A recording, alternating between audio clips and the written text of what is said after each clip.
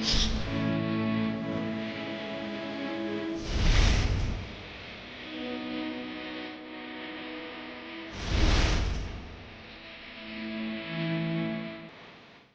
அன்பானவர்களே, இயேசுவின் நாமத்தில் உங்களை மிகுந்த அன்போடு கூட வாழ்த்துகிறேன். தேவன் நல்லவர், அவருடைய கிருபை என்றும் உள்ளது. தேவ கிருபையினால் சுகமாக இருப்பீர்கள் என்று விசுவாசிக்கிறேன். ஆமென். அனுதினமும் உங்களை சந்திப்பதற்கு 5:30 மணிக்கெல்லாம் உங்களுக்கு இந்த வார்த்தை உங்கள் வீட்டை தேடி வர வேண்டும் என்று பிரயாசப்படுகிறோம்.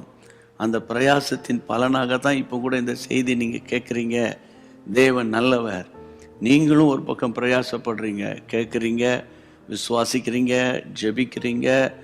நிச்சயம் பாருங்க, கர்த்தருடைய பிள்ளைகளை, நீங்கள் விசுவாச வார்த்தைகளை பேச பேச பேச தேவன் உங்கள் பட்சத்தில் நின்று உங்களுக்கு எதிரிட்டு வரும் சகலவற்றை மேற்கொள்ள அருமை ரட்சகர் கிருபை கொடுப்பாராக. கர்த்தருக்கு ஸ்தோத்திரம். சரி, இன்னைக்கு என்ன வார்த்தை? இன்னைக்கு உங்களுக்காக கர்த்தர் என்ன வைத்திருக்கிறார் தெரியுமா? நான் வாசிக்கிறேன். அப்போஸ்தலர் 10:38.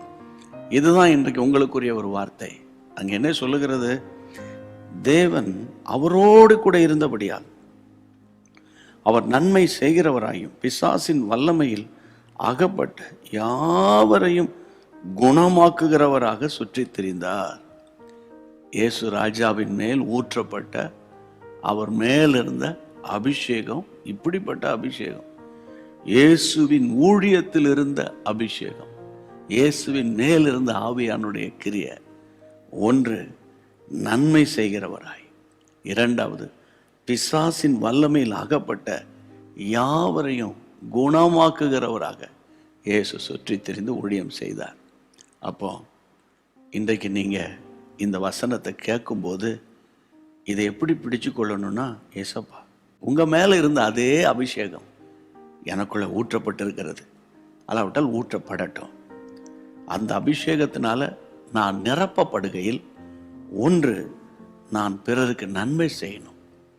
அவர்கள் கிறிஸ்தவர்களோ வேறு மதத்தை சார்ந்த அன்பு சகோதர சகோதரிகளோ யாராக இருந்தாலும், அலுவலகத்தில், ஊழியத்தில், தொழில் ரீதியாக, ஏன் உங்கள் ஸ்ட்ரீட்டில் இருக்கிற மக்களுக்கு நான் நன்மை செய்யணும். இரண்டாவது, பிசாசின் வல்லமையில் அகப்பட்ட யாவரையும் நான் ஜெபம் பண்ணுவேன். ஆண்டவரே, உம்முடைய அபிஷேகத்தினால நீர் என்னை நிரப்பி இருக்கிறீர் அல்லவா, அந்த சத்துருவின் கோட்டைகளை எதிர்த்து ஆண்டவரே இருளுக்குள்ள இருக்கிற ஜனங்களுக்காக நான் பாரத்தோடு நான் ஜெபம் பண்ணுவேன் அப்படிங்கிற ஒரு பாரம் உங்களுக்குள்ள வந்து நீங்கள் ஜெபம் பண்ண ஆரம்பிச்சிங்கன்னா உங்கள் மேலே இருக்கிற அபிஷேகத்தின் வல்லமை வெளிப்பட ஆரம்பிக்கும். சாதாரணமாக நீங்கள் ஜெபம் பண்ணுவீங்க, அங்கே எங்கேயாவது பிசாசு இருந்தால் ஆட ஆரம்பிக்கும், அலற ஆரம்பிக்கும். ஆமேன். ஏன் நண்பர்களுக்கு உறவினர்களுக்கு ஃபோனில் ஜெபம் பண்ணும்போது கூட அவங்க சொல்லுவாங்க, எனக்குள்ளே இருக்கிற அசுத்தாவி அலறுதுன்னுவாங்க. ஆமேன். அடிக்கடி நான் ஊழியத்தில் அதை பார்க்குறேன்.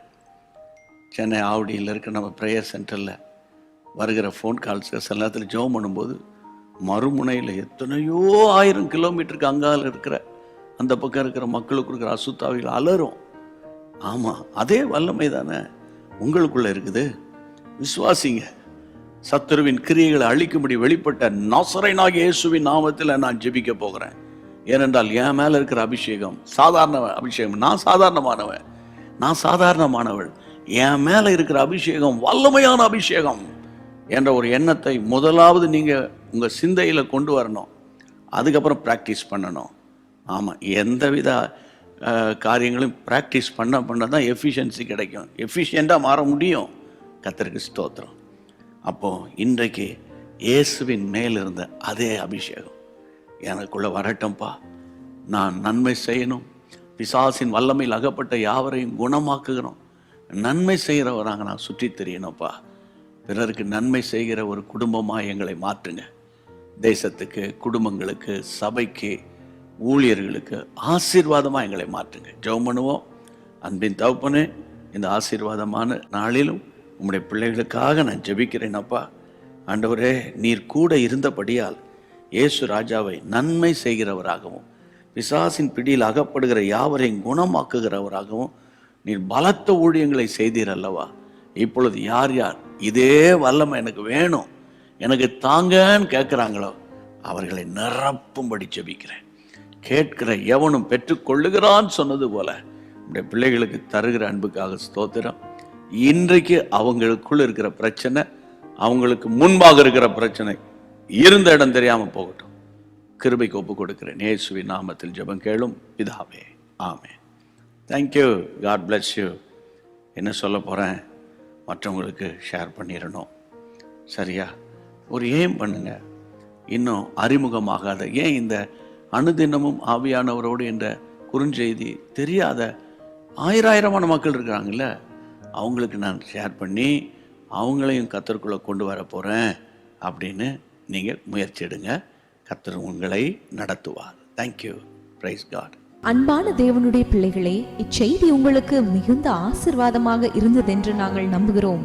தொடர்ந்து எங்கள் செய்திகளை கேட்டு கர்த்தருக்குள் ஆசீர்வதிக்கப்பட ஜீசஸ் மீட்ஸ் மினிஸ்ட்ரீஸ் என்கிற எங்கள் யூடியூப் சேனலை சப்ஸ்கிரைப் செய்யுங்கள். மேலும் உங்கள் ஜெப உதவிக்கு எங்களோடு நீங்கள் தொடர்பு கொள்ள வேண்டிய தொலைபேசி எண் 9842252836 மற்றும் 7299546363. Email gpsrobinson@hotmail.com.